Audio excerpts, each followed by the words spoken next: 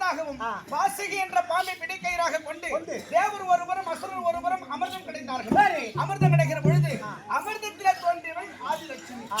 ஆதிலட்சுமியாக நான் பிறந்து என்னை எடுத்து மார்பிலே வைத்துக் கொண்டார் பகவான் நாராயணன். அப்படி திருப்பதி மலைமேல் திருவேங்கட அவதாரம் கொண்ட 10 அவதார மூர்த்தி பகவானுடைய மனைவி.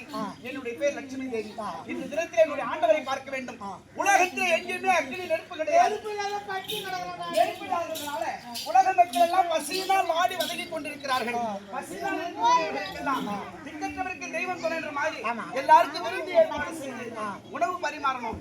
ஆண்டவரை பார்க்க வேண்டும்.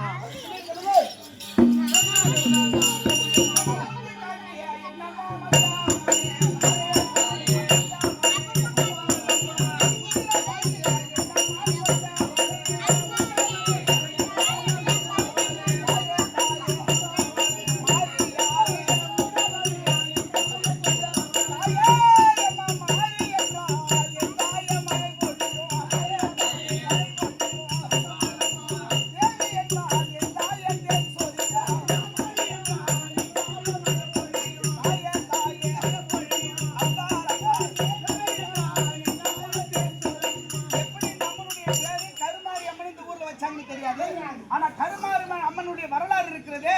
அது மதுரையிலே ஆண்டு வரும்படியான சுந்தரபாண்டியன் என்று ஒரு அரசன்.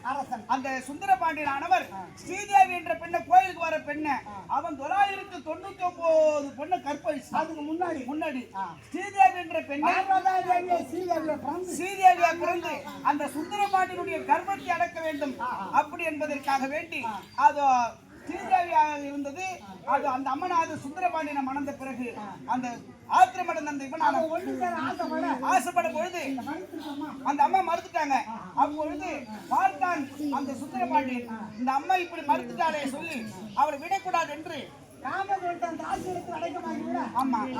தாசியானவள் தாசியிடத்தில் அடைக்கல புகுந்து விட்டான். ஸ்ரீதேவியை ஏமாத்தி விட்டு அதனால இந்த அம்மாவை குடித்து